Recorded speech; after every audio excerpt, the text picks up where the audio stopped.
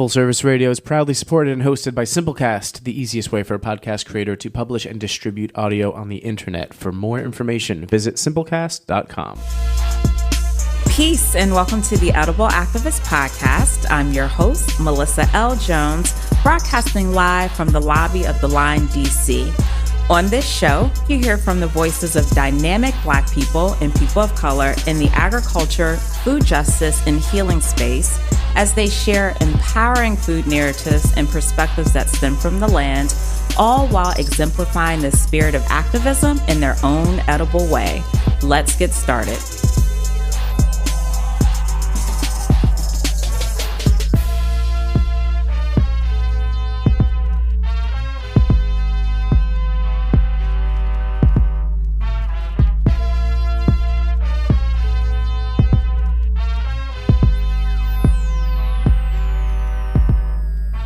Dear Black woman, you are the bomb.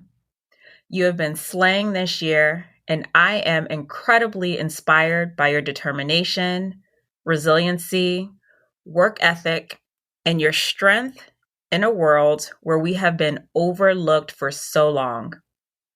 I would be remiss if I did not conclude 2020 celebrating you. You have been dominating our feeds with your truth and words of wisdom for other Black women like myself. This pandemic did not stop your pivot. Racial tension did not slow down the beat of your drum.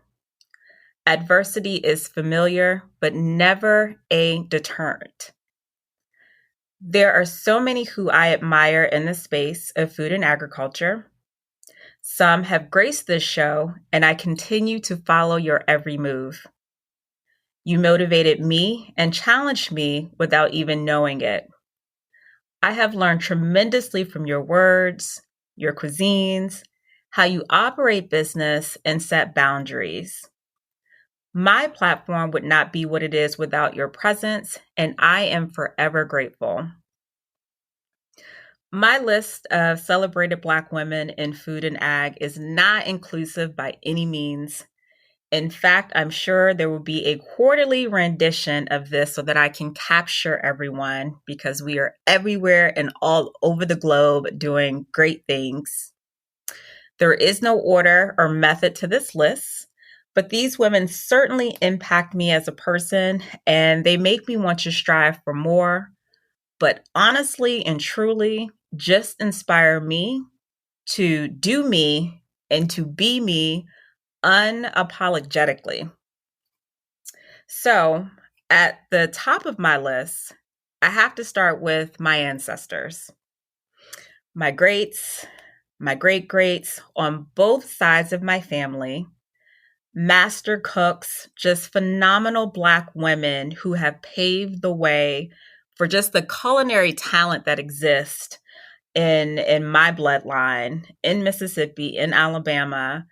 And every story that is told to me from my grandmother, it's because of their mother and their mother and their mother's mother. And as I continue to explore my lineage, these amazing women will always be with me.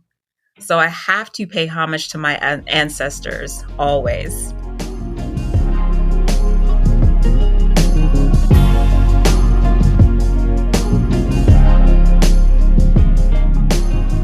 Second on my list is Crystal Mack, who is based out of Baltimore, Maryland. She was a guest on my show, and I call her a culinary artist, but she is a creator of many culinary pursuits that tell stories through food. The first word that always comes to mind whenever I see her posts on Instagram, I think of transparency. She is not afraid to speak her truth. And she uses food to address racism, trauma, healing, and for solutions on how to construct safe environments for BIPOCs, especially women. And she is someone who is actually a domestic violence survivor. And just knowing the trauma that she has gone through, I am just in awe in how her work really just serves to uplift women but also protect our image, especially as a Black woman. And I am just completely in awe how she uses food to do all of this. She has always embraced Black women, and she has always reminded us that Black women were always in the kitchen, not just to serve, not just to clean, but Black women were chefs, head chefs in the White House. And I'm just grateful for who she is and the history that she brings to us through her culinary talent. And it's beyond just the act of eating. Again, it's educating us and it's reminding us of our history. And Crystal's just someone who I just really look up to, and I'm just glad that she's graced the show. And check out our episode; it's number 57, and she's just a great person. Next on my list is Passion Mary of Detroit Dirt. So many of you all don't know Passion. I actually met her when I went to Detroit. I think that was back in 2017 when I did my Edible Activist tour. And I remember coming across Detroit Dirt, just thinking like, wow, I've always geeked about soil. So the soil within itself, I geeked about. But when I learned about this amazing, beautiful, like fashion forward, savvy, Black, amazing woman who was behind this brand, I was so excited. And I remember during my tour when I was in Detroit, I remember walking through the building where she houses her operations and talking me through the process of composting. And it's interesting because when we talk about climate, this space is often dominated and centered around whiteness. In a sense that who's advocating for it. You don't really see too many sisters, especially ones like Passion who are climate activists and really, it has a business to really address the climate issues that we have globally. And so I again, not only is she a stylish sister, but she's not afraid to get her hands dirty, and she really does have a dynamic business. And again, she's passionate about climate change, and I really just salute Passion because she's amazing. She's the bomb. And I always have to shout out my Detroiters, and she just welcomed me and embraced me. And I will never forget that moment at all. So I hope to have her on the show, but please go check her out. Passion Mary of Detroit Dirt.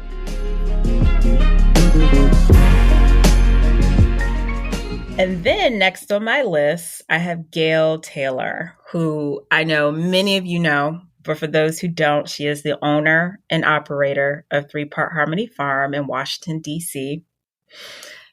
Gail has committed herself to being the people's farmer in D.C. And just beyond cultivating vegetables, which she loves to do, Gail has really been instrumental in DC urban agriculture, which is really honestly monumental.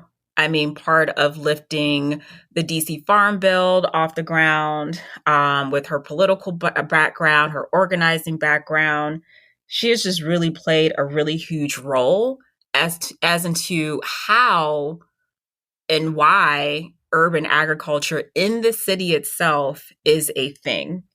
And so it's really important for me to recognize the depth of her role beyond growing vegetables, again, which she loves to do. And I also just need to throw out, because I can, that she is actually crowdfunding so that her farm can go solar. So we really, truly need to support our Black women farmers.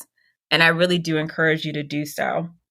Also, check out our episodes. She graced my show way back when, episode 52, pre-COVID. And she was also on most recently. But Gail, I salute you. You are a dynamic Black woman. I celebrate you.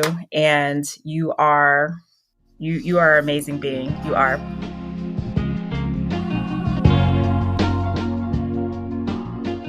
So, next on my list is Dr. Monica White, known as the Black Farmers Historian. She's also another Detroiter. So, again, shout out to my Detroit folks.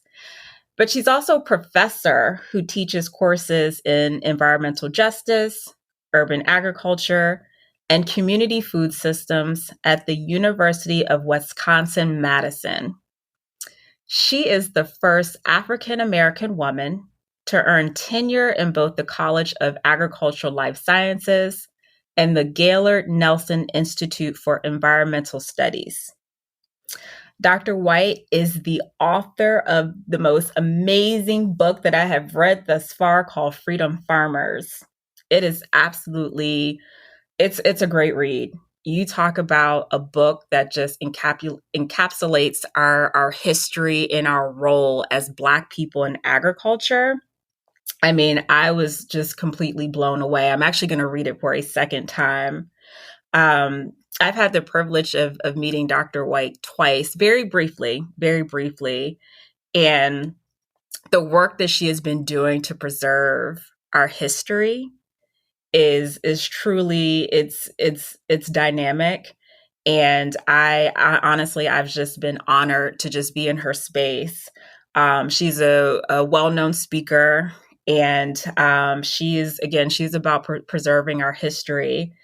And the greatest thing that I love about this book is that, you know, she speaks to our great ancestor, Fannie Lou Hamer, who we all know created the cooperative system.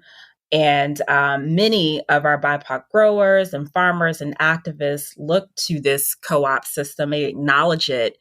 And I'm just very grateful that we have pieces in books that tell our real story and doesn't hide our words and doesn't hide what we've done in the past in terms of how we've cultivated this land. And Dr. White has done a incredible job in really just not even summarizing this. This was an entire project that she worked on. I mean, she did her research. And for that, I have the deepest appreciation because, you know, digging back in our history and putting things together, especially our history that was, you know, burned to pieces and hidden intentionally. It's a challenging thing to do, but it's really an amazing book. You know, Dr. White is definitely a well-respected leader in the food and ag space, and I just another woman who I celebrate.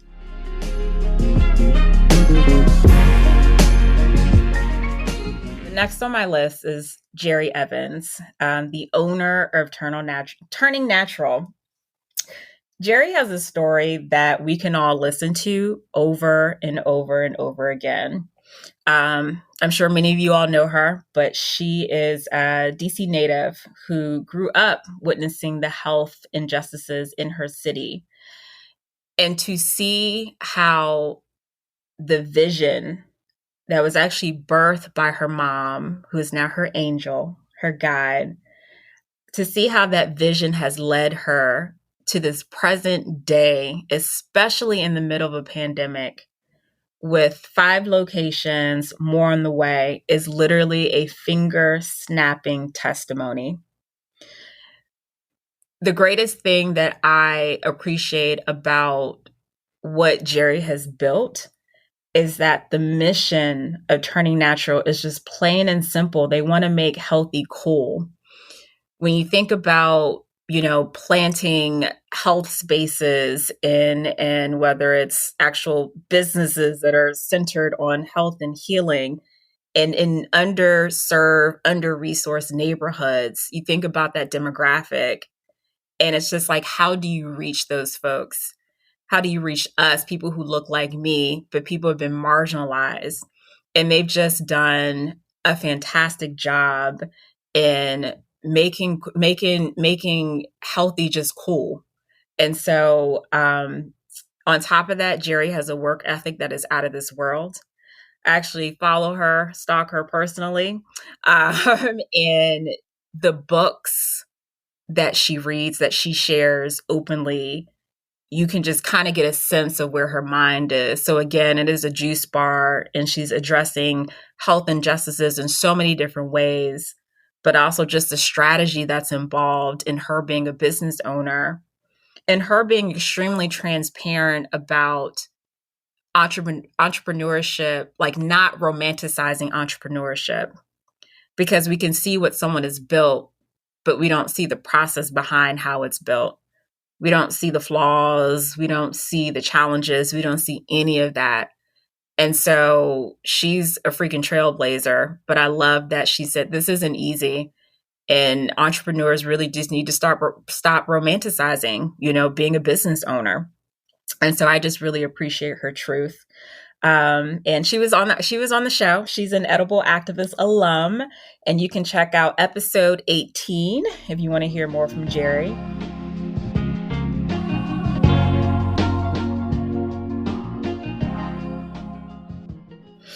All right, so I'm scrolling down my list, and next up is Pinky Cole of Slutty Vegan.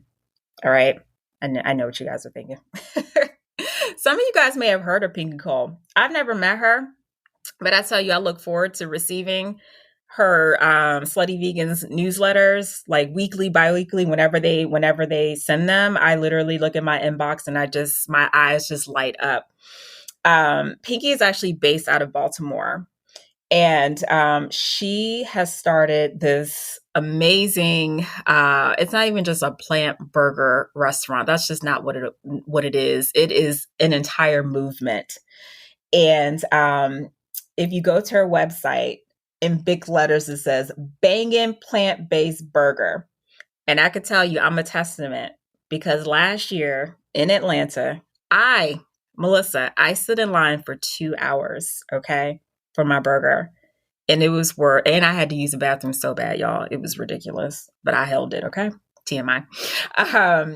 It was probably one of the best burgers I've ever had. I'm pretty sure I got the Fussy Hussy. I love the names. If you go on the website, you can actually check out the menu. But Pinky is doing it. She has created, I mean, it's a tribe. She has an entire tribe that supports her brand. She's literally defied, the odds. And I've never met Pinky before, but I look at this Black, amazing woman who is literally slaying Atlanta, Georgia with plant-based burgers and opening up new locations despite of the climate that we're in. It just really is a testament that this still can be done, that your vision can come to pass. And I was reading an article, a most recent article, because she's all over the media and Fast Company. And, it was her secret to success. And just sidebar, if you guys know me, I don't really like these whole secret to successes. I don't really think there is a secret to success. But what Pinky said is really the truth of what success is. And she said it's walking in her purpose. And I'm a firm believer that when you walk in your purpose, things just naturally start to unfold. I'm not saying that it's easy, but things just unfold. And I just feel like Pinky is definitely walking in her purpose. I also chuckled because I came across another article that quoted her. I think it was Bon Appetit magazine. And she says she ain't no activist. She's a hood politician. And I just got a kick out of it. I hope to have her on the show. I hope to meet her in person. Actually, I think I actually saw her from a distance when I was in Atlanta, but of course it was me and 100 other people in line. But again, just another woman who has dominated the food space. And not only that, when we think about, ownership, and we read stories. I mean, she's breaking ground on property and leases, and it's beyond just the restaurant space. It's an ownership thing too. It really is. And we know Black women, Black people in general, like, our ownership is nothing in comparison to our white counterparts. And so again, she is definitely an inspiration. Again, she said, I am walking in my purpose. And so I celebrate you, Pinky. And I look forward to another burger. I really do. All right, so I got a few more.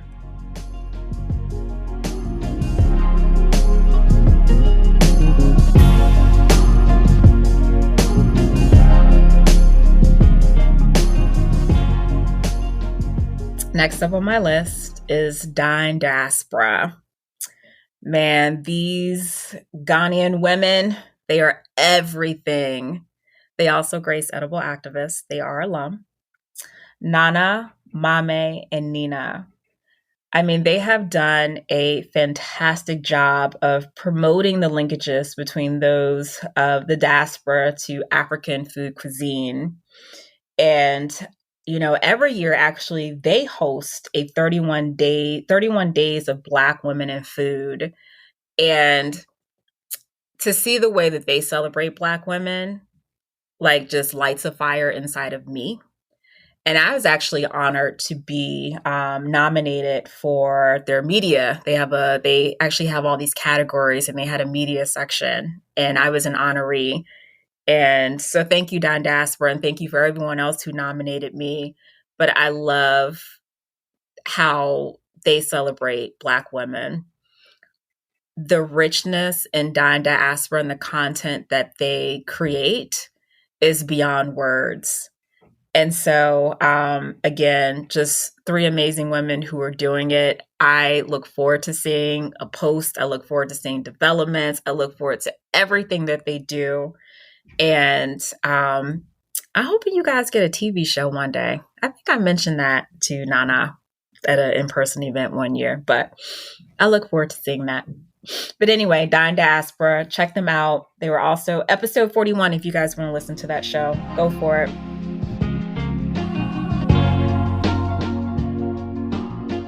All right, second to last.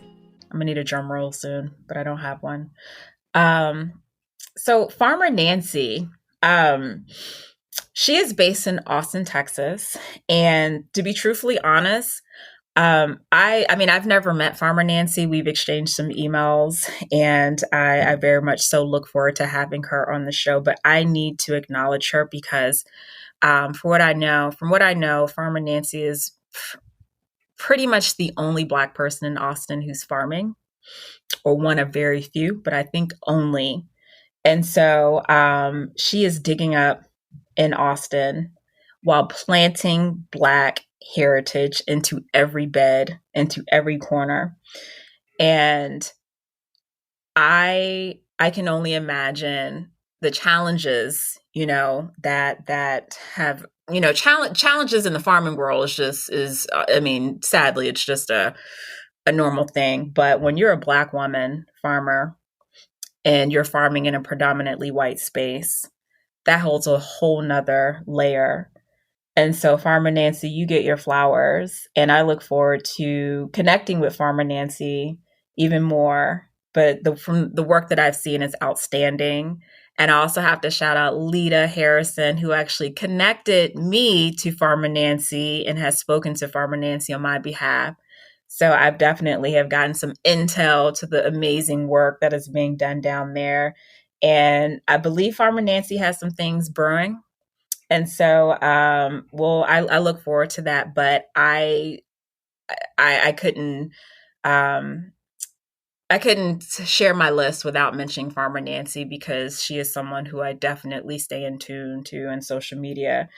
And so shout out Farmer Nancy. I can't wait to go to Austin after this all sort of kind of clears up. So, all right. So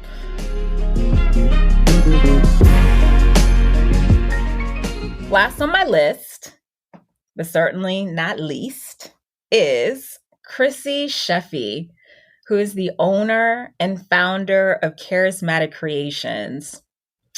Chrissy is the bomb. When I say the bomb, she is the bomb. Chrissy has fused her love for cocktails, gardening, Black history, and so much more, really, into her business, and it shows so much. She is really big on introducing a variety of liqueurs, if you will, to Black folks, and she loves educating her fan base. Chrissy was on my show not too long ago, episode 74, if you guys want to check it out. And one like the greatest thing that I like pulled from the episode, or really just pulled from her, is just really learning about her background and her studies in African American culture, something to that degree. Like, please don't shoot the messenger. But pulling that into her love for hospitality, her love for gardening, her love for urban agriculture and supporting small farmers and growers, and really creating a project that is, I'm sorry, creating a product, not project, a product that is a culmination of all of these things. And so I just love the fact that she educates her fan base about Black folks being in the spirits, industry, and how this is nothing new. And yes, we have the Cirocs and we have the Hennies, but we've been in this space forever. When we think back to some of the membership only clubs in DC, and come on, let's think back to Detroit, like all these Black cities. It's we have always been in this space, and I actually like learn more about the spirits industry from Chrissy and AJ. I got to shout out AJ, and my mind was just like blown away.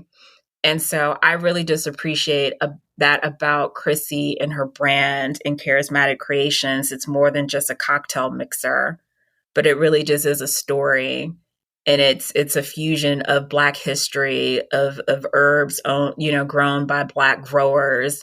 And again, like her love for hospitality, and not to mention her cocktail mixers are the bomb. And her branding is just so much fun. And it just really speaks to Black culture to us. And so I celebrate you, Chrissy. I look forward to getting me a whole nother shipment of cocktail mixer, because I am certainly out. But also, I also got to mention before I leave off from Chrissy, is that most recently, Charismatic Creations was in the New York Times, and I was ecstatic. Ecstatic. Chrissy, continue to do your thing. I celebrate you. You are phenomenal. And that concludes my list. Again, this isn't inclusive. There's so many women who I interact with on a daily basis who I truly look up to in this space. And so, again, I look forward to doing more of these. I really, I just felt like this was the year that Black women have been slaying it. Slaying. We've always slayed. When I tell you 2020, I look up, I'm just like, wow. Like I'm blown away. And so, before I really conclude the show, I'm going to leave off with this. I don't know if you all caught this video that went viral on Instagram. And her name, I know I'm going to botch this up, but please forgive me. I think her name is Kelechi Okafor, I think, but that's what I got. And she's a Black British actress. She spoke to, for those who may be familiar, so Tiffany Haddish was asked to host the Grammys for free. Yes, for free. And Kelechi set the record straight. And when I tell you, I felt like she stood for every Black woman in America. I mean, I said, this really just speaks to my whole life. It just speaks to my whole life. And you guys go look her up. Go look up that video. I actually have saved it just in case I need to shoot it off to anyone. But essentially, she's saying, I'm not a grateful Black woman. And let me add a little bit more context to that. What she's saying is that Black women have always been asked to do stuff for free, and we are sick and tired of being sick and tired. We are not grateful to be at your table. If anything, you should be grateful that we're at the table. We are not grateful to institutions, not institutions that have never been for us. That's an absolute no-no.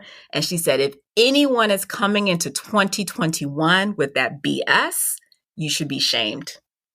So I think about every Black woman in America who has literally been building from the ground up. You have been underpaid, under-resourced, overlooked. That includes myself. I can't tell you how many people come into my inbox wanting me to do stuff for free, wanting to pull for me, and there's not a dime spoken of. And it's myself and us Black women as a whole really recognizing our value and our worth because we are queens, all right? And so, Kalichi, I celebrate you because when I saw that, I literally almost cried.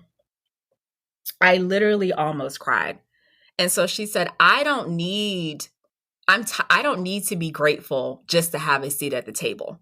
She said, no, I want a banquet hall. I want to own the table. I want to own the restaurant. I don't need exposure. She said, that's why I wear sunscreen. Literally, I cackled. She said, this is why I wear sunscreen. I don't need exposure. Forget your exposure. Okay. So she set that record straight. And I pulled this quote. She said, you should be grateful to me that you have divinity sitting at your table. And on that note, again, I salute every Black woman in America who's building, who's grinding. And again, this list is not inclusive, but thank you all for inspiring me. And until then, peace. Thanks for tuning in. You can catch today's episode on fullserviceradio.org, as well as iTunes and Spotify. Be sure to follow Food Talks in Color, that's just the letter N, on Instagram, Facebook, and Twitter for all updates. Are you an edible activist? Sure you are. Come join me on the show. Just shoot me a DM on the gram or connect with me at foodtalksincolor.com. And if you're interested in sponsoring this podcast, let's connect. Peace and blessings. And remember, in the words of Baba Tariq Adunu, there is no culture without agriculture.